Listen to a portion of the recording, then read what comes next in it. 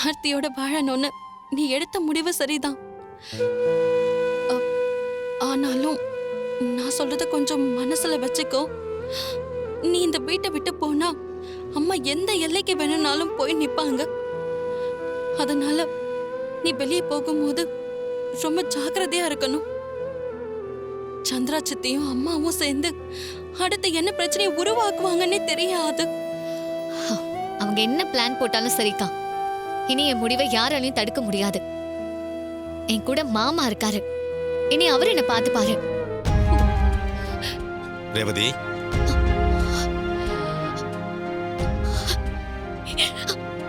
அப்பா,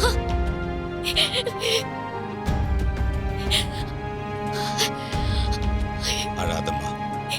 இனிமே நீ எதுக்காகவும் யாருக்காகவும் அழக்கூடாது. என்ன மன்னிச்சிருங்கப்பா.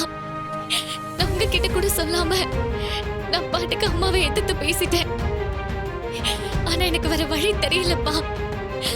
மாமாவை பிரிஞ்சு என்னால வாழ முடியாது. ரேவதி, என்ன பேசிட்டு இருக்க நீ? இதுல உன் தப்ப என்ன இருக்கு? இங்க யாரு? நீ இந்த மாதிரி ஒரு வார்த்தை எப்ப சொல்லுன்னு நாங்கெல்லாம் தவிச்சுக்கிட்டு இருந்தோம். எப்படியோ உண்மையை நீயே தெரிஞ்சுக்கிட்டிய, எங்களுக்கெல்லாம் ரொம்ப சந்தோஷம் ரேவதி. ஆமாம்மா, உன் மாமா சொன்ன மாதிரி உண்மையில எந்த தப்பும் கிடையாது. நீ எதுக்காக என்கிட்ட மன்னிப்பு கேட்குற? பெத்த அப்பனா உனக்கு இப்படி ஒரு சம்பவம் நடந்த போது அதை தட்டி கேட்க துப்பு இல்லாது நான் தான் அவங்ககிட்ட மன்னிப்பு கேட்கணும். அன்னைக்கு மனமேடையில் இன்னொருத்தன் கூட நீ உட்காந்து பார்க்குறப்போ என் மனசு எவ்வளோ துடிச்சு தெரியுமா? ஆனால் இன்னைக்கு நீ தைரியமா பேசுறம்மா. இப்படித்தாம்மா இருக்கணும். இப்போதாம்மா எனக்கு சந்தோஷமா இருக்கு. நீ போம்மா. உனக்கும் கார்த்தி மாப்பிள்ளைக்கும் ஒரு அப்பனா என்னால் என்ன செய்ய முடியுமோ அதை கண்டிப்பாக செய்வேன். ரேவதி, இப்ப நீ எதுக்கு அழுதுகிட்டு இருக்க? இங்க யாரு? நீ எடுத்த முடிவுதான் சரி. இதுல இருந்து மட்டும் நீ தயவு செய்து பின்வாங்கிறாத. சகல உனக்காக தான் காத்துட்டு இருக்காப்ல. அத்தையை பத்திலாம் நீ எதுவும் யோசிக்காத, நாங்க பாத்துக்கிறோம்.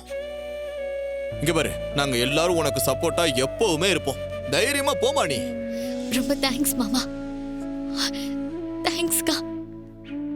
அப்பா, நான் இனிமே இங்க இருக்கல. நான் கிளம்புறேன்.